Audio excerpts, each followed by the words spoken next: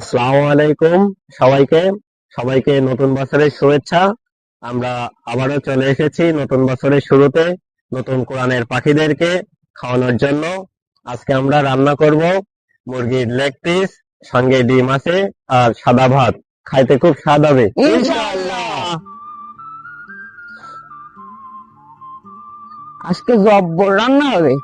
আজকে আশা করি কোরআনের পাখিদেরকে খাওয়ানোর পরে তারা খুব খুশি হবে এবং আনন্দিত হবে।